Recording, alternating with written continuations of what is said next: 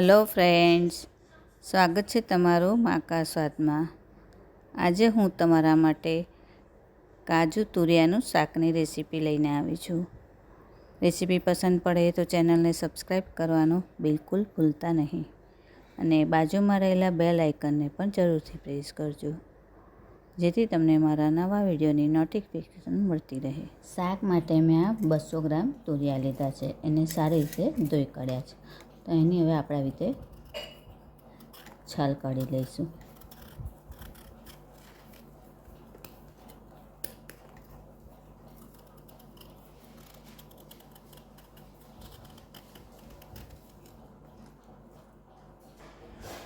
તુરિયાને આપણે સમારી લીધા છે, પણ સમારતા પહેલાં આપણે એક વખત તુરિયાને ચાખી જોવાના। ઘણી વખત તુરિયા કડવા પણ નીકળે છે, તો આપણે એને સમારી લીધા છે।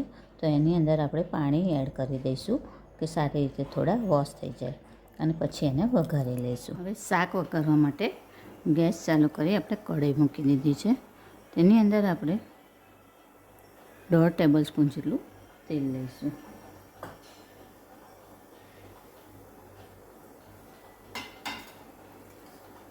અને 1/4 ટીસ્પૂન જેટલો અજમો એડ કરીશું।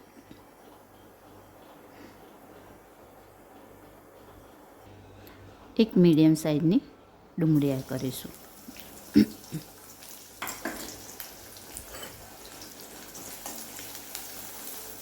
એને થોડી સોફ્ટ થાય ત્યાં સુધી આપણે શેકી લઈશું। ગેસની ફ્લેમ મીડિયમ રાખવાની। ડુંગળી આપણી શેકાઈ ગઈ છે, તો એની અંદર 2 ટેબલ સ્પૂન આદું, મરચાં અને લસણની પેસ્ટ એડ કરવાની। મરચાં બહુ તીખા હોય એવા નહીં લેવાના। આની અંદર આપણે લાલ મરચું એડ નથી કરવાનું, એટલે એટલું લીલું જ મરચું એડ કરવાનું છે। એને પણ 2 મિનિટ માટે આપણે સાંતળી લઈશું।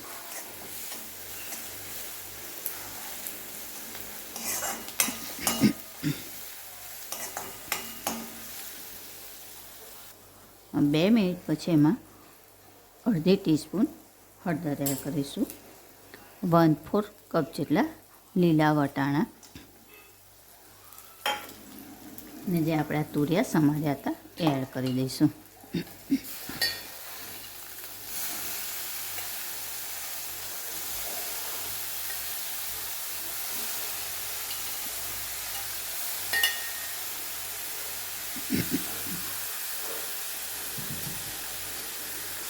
એને પણ એક વખત મિક્સ કરી લેવાનું છે।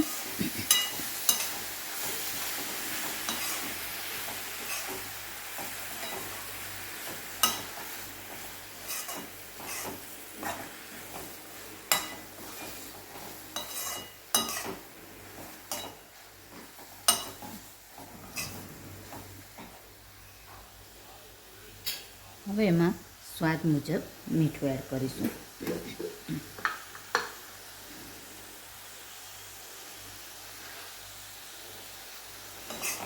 ને એને પણ મિક્સ કરી લઈશું।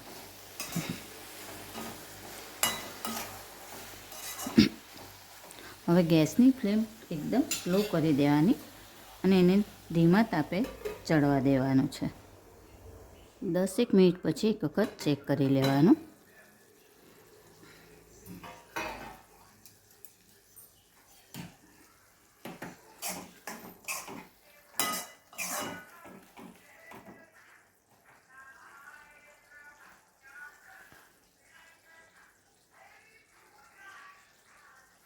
હજી આપણા વટાણા થોડા કાચા છે, તો હજી એને 5-7 મિનિટ માટે આપણે થવા દઈશું।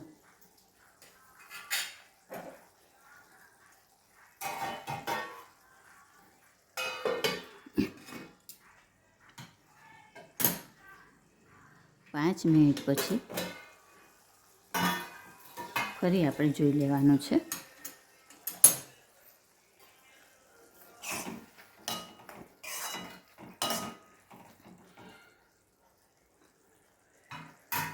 એની અંદર આપણે 1/4 કપ જેટલા કાજુ એડ કરીશું।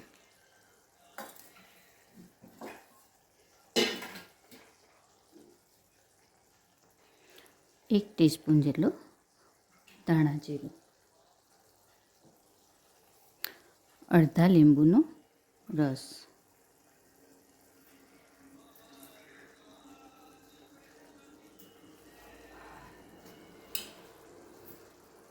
એક ટીસ્પૂન જેટલી ખાંડ,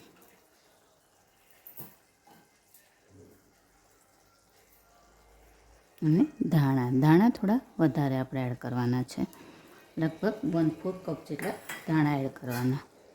હવે બધું આપણે મિક્સ કરી લેવાનું.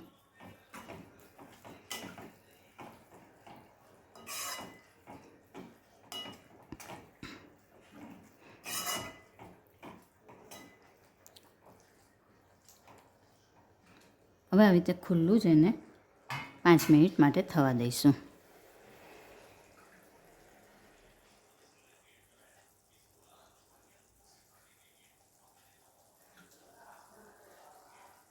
પાંચેક મિનિટ પછી જો આવું તેલ થોડું છૂટું પડવા લાગશે તો હવે આપણે ગેસની ફ્લેમ બંધ કરી દઈશું અને એને સર્વ કરી લઈશું.